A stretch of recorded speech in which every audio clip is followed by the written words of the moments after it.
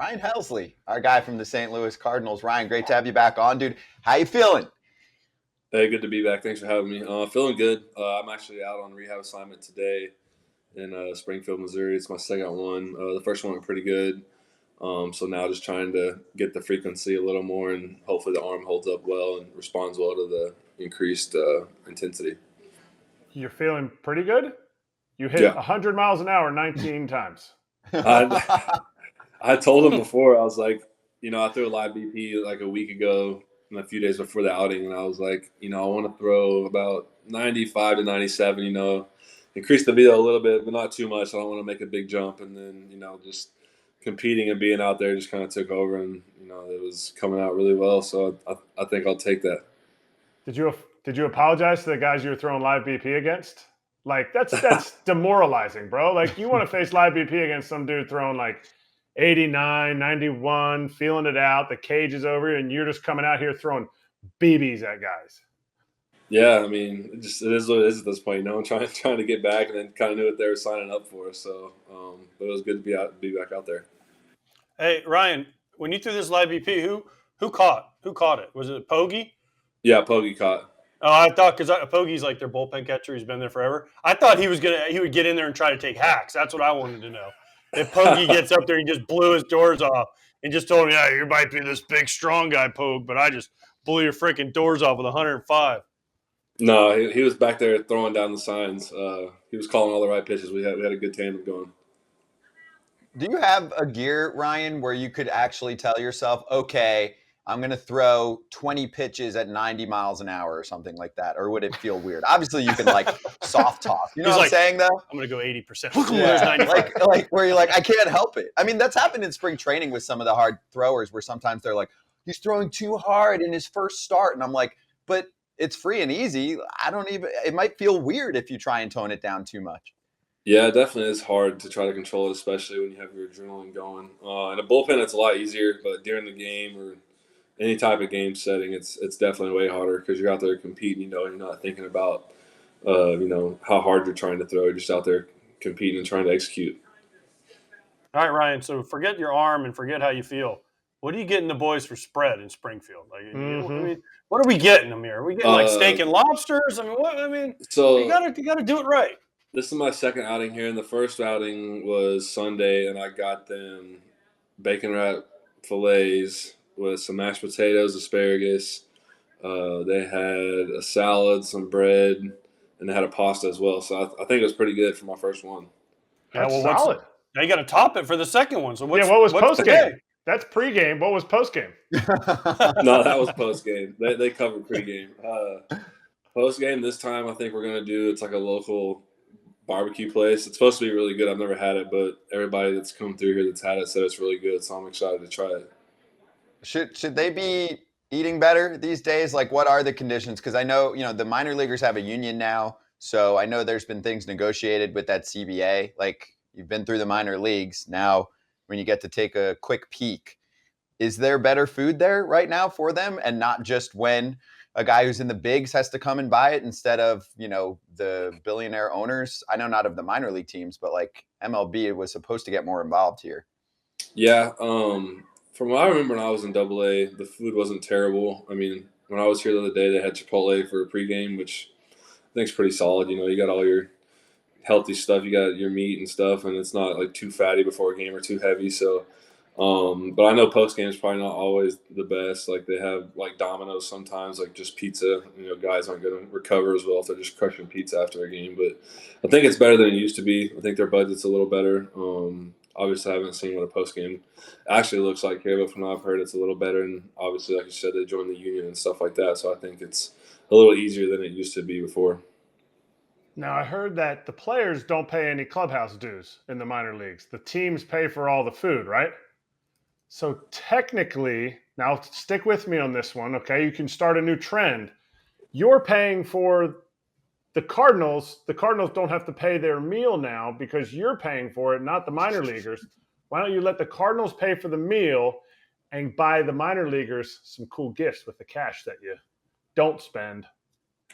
That could be good. I mean, there's like 30 guys. I don't know what you can buy 30 guys. It's that cool. You might be spending I guess $100 a guy. That's a lot of cash to give away, though. Oh, come on, dude! He You could doesn't have a get big you could get him business. some like AirPods. You could Yup. get him. You could get him. You could get him all kinds of You can stuff. get them some like a razor or Jordan? something, like a Yeah, you could get him Manscaped razor. Jordans. Hey, okay, so we used to have I don't know if this is even was even we used to have a thing with the White Sox where we would have a player of the week or player of the month. And we did it for like 2 years, and you had to go and buy if you won, you had to go and buy everybody a gift card somewhere.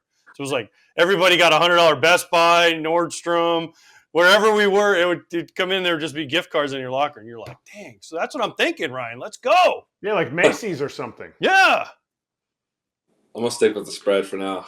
It's probably cheaper, but You we're guys trying also, here. though, No. like this is his first year of ARB Oh, for okay. Ryan. Sometimes we've That's had it. guys on, and it's like they're deep into ARB or they signed a big deal. Like they're Log it away. Ryan is not. Yeah, I Ryan mean- is not like super rich.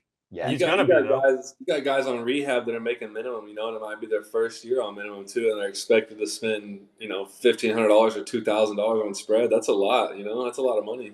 Dude, the minimum's like $700K now. It's not like back when I came up it was like 50,000. Okay, like let's slow our roll down here. It's like 700 now.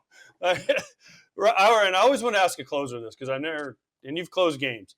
What's the moment that hits you when you walk out of the bullpen and they open the gate and you come running out and the adrenaline just goes, okay, this is it? Or when you get the ball and the first hitter steps in and then you're like, okay, here we go. Is it when you? Because I always wondered, is it close? Because you guys come out and you're just, right?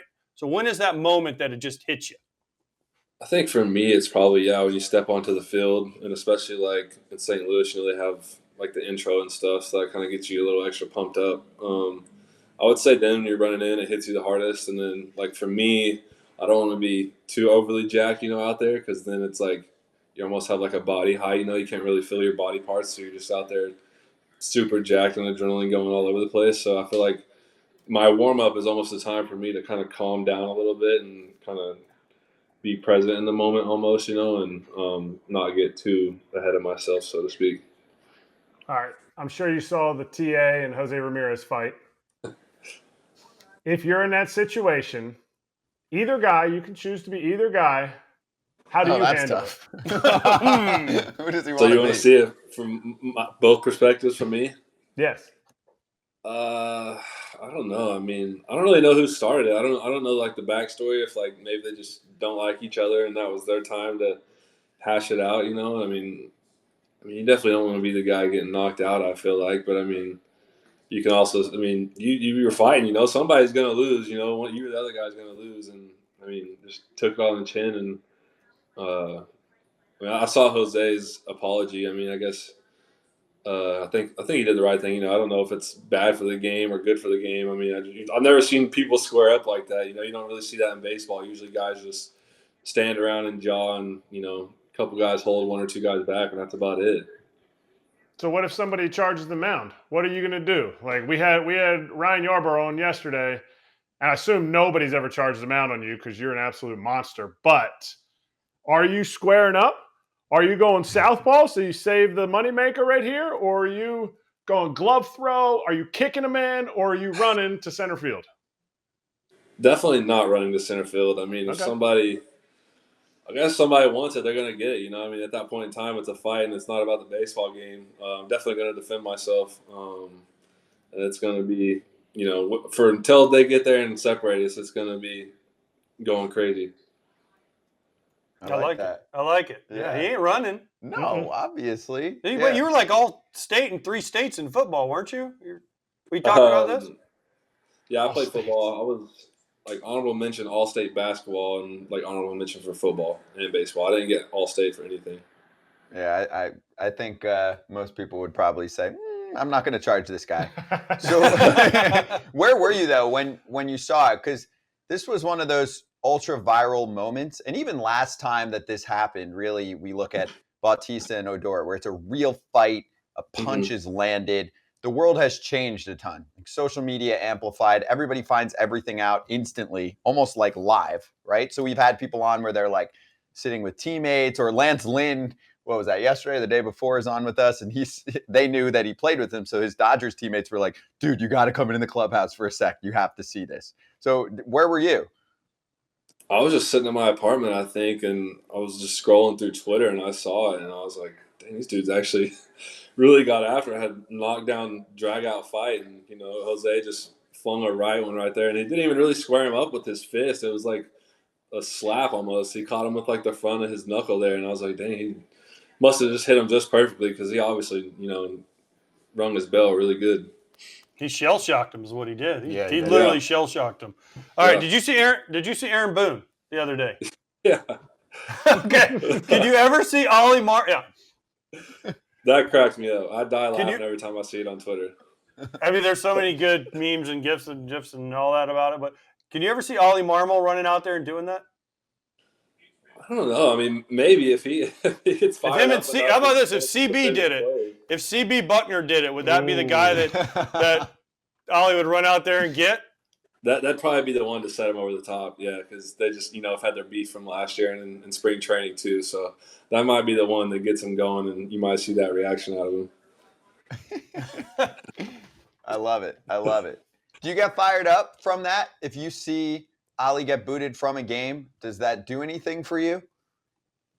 I don't know. I mean, you're in the bullpen. You're 400 feet away in the bullpen, so you're not really feeling the energy, I guess, unless the crowd's getting fired up with them too. I don't know. Either way, I don't think it really matters either way. I mean, last year when we had with the Mets our scuffle, we sprinted in twice, and I had to pitch the next inning, so I was still out of breath from doing that. So I don't think that stuff really has any effect, honestly.